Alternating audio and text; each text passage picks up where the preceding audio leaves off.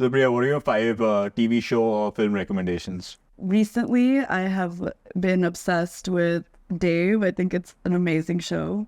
Drake and Brad Pitt said it's one of the most important shows of our generation, and I agree. And I feel like it just has a very subtle commentary on the internal struggles of finding love and happiness, which is like so relatable.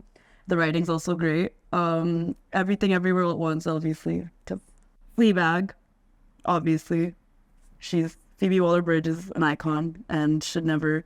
I whenever people say that I think I can make my own Fleabag show, I'm like, you cannot. Like, she's insanely talented, and like to write all that shit and like perform it as a theater show and then make it a show is like just crazy. And then Dilse, because A.R. Rahman is a legend, Shah Rukh Khan's a legend, Shah Rukh Khan's romance is a legend.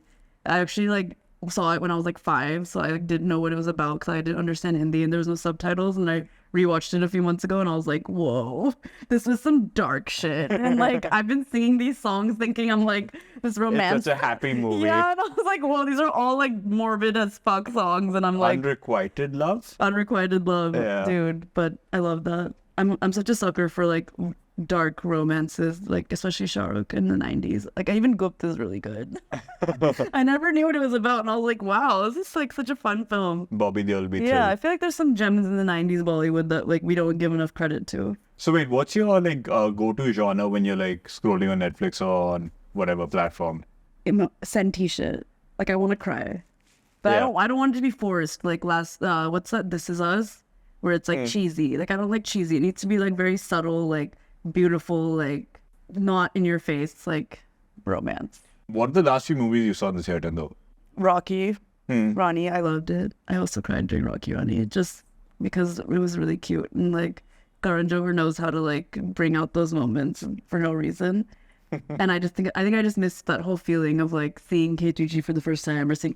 I think a lot of it was nostalgia. I thought Barbie, obviously. Do you like Barbie? I loved it. You know, I've had a lot of discussions with my girlfriends about this because we all had mixed feelings, and I think that it's kind of like Everything Everywhere All at Once. Like it's not really meant, like it's how you take from it, and I don't think that monologue was meant for people like you and I think it was meant for like the hillbillies in the US that are still like, oh, you gotta work for me 24/7. Like I just like But typical. the movie wasn't made for those people though, right? I feel like it was made for the like white male middle-aged man that's like the Will Ferrell in the film. That I feel like it was those kind of like that's still kind of like we use women but we don't know how to respect them, or we don't even know the male gaze, the power of it, and how we like project it onto people on a daily basis. That Barbie's like reflections in the first time a patriarchal world. It's like crazy because like, even you are like, this is so obvious, like obviously, but then think about a real doll living in our world and it would be fucked up. Have you seen How May I Destroy You?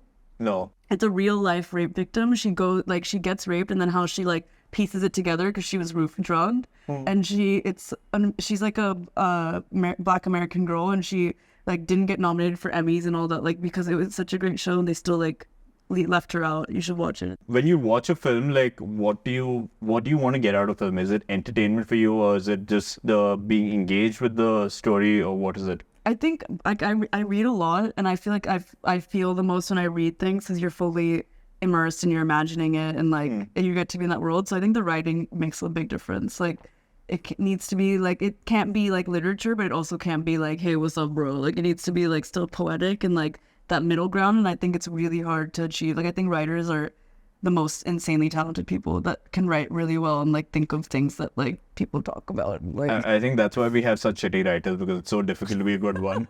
yeah, I don't know. I feel like it's easier to write a screenplay, but then the second dialogues come in, it's like, why would like all the auditions I get are all so weird, and like they'll try to be romantic, but like it'll just be like. Yeah, I know what you mean. I saw Hindi film did really well in the box office recently. And when I watched the film, I was just wondering if the director had ever met a real person in his life before Which one? making this film, Gadar 2. Oh, it wasn't good?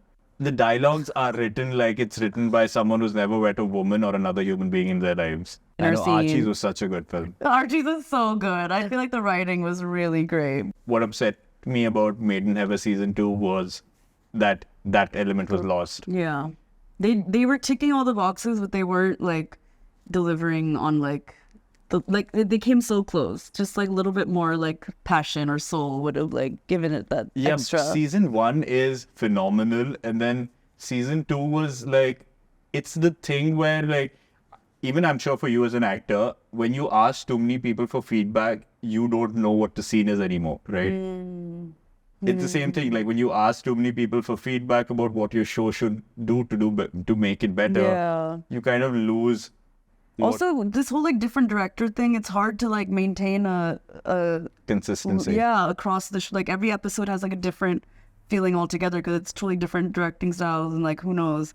Like even I feel like the writing was like okay, but I just feel like every high stress scene was just like Shobita being like, "You'll be okay." Like not really like there was no like I don't know, there wasn't any like crossroads or like wow, that was like a really good like everything that they had a fight scene, it was just like okay. Like there wasn't like a real like confrontation or like how things happen in real life. I feel like it was just like a little like okay, we have to have a fight scene here, so we're gonna he's like, I'll see you in court, Adil. Like it's like what do you mean? You never say that in real life. Like just extra Bollywood for no reason. So are you doing Mismatched season 3? Is there a season 3? Yeah, they're still writing it. Are you excited? Yeah. And I love do them. you have anything else coming out this year? I have a SonyLIV show coming out on October 13th. If this will not be out by then. But So what, yeah, it won't be out by then, but what's it called? What's the show? it's called Shantit Kranti. It's a Marathi show. Oh, okay. But I'm playing myself. Yeah. As in you're playing Priya Banerjee. I'm playing an American girl that is like, it's like the second season. So it's about like, it's like Dil Chahta Hai, 3 best guy friends and how they get through life. In the second season, one of them is getting married and instead of going on a bus to Goa for his bachelor party, they accidentally get on a bus to Nepal that's going to temple pilgrimage. And so like there's a bunch And of you're obviously finding yourself because you're a non-residential Indian who is discovering Hinduism and wants to go back to the roots. not Hinduism per se. Indian culture. Just trying to like, I saw a picture of Kailash Parbat when I was growing up, and I thought that would be like the answer. So it's great. I'm kind of like the manic pixie girl for one of the boys. So, like he's like in a marriage that's like dying, and then you're basically like the Katrina Kaif in his Zindagi Na Milegi Dobara who sets him on the right path. Hrithik wasn't in a fucked up relation. Like this guy has a baby like out of nowhere. Like they just have a baby, so it's like a fucked up marriage, and he's kind of like lost his charm. And I'm like, you need to see life again. Life is beautiful. Okay, cool. I think we are anyway done now. Yay! This was so fun.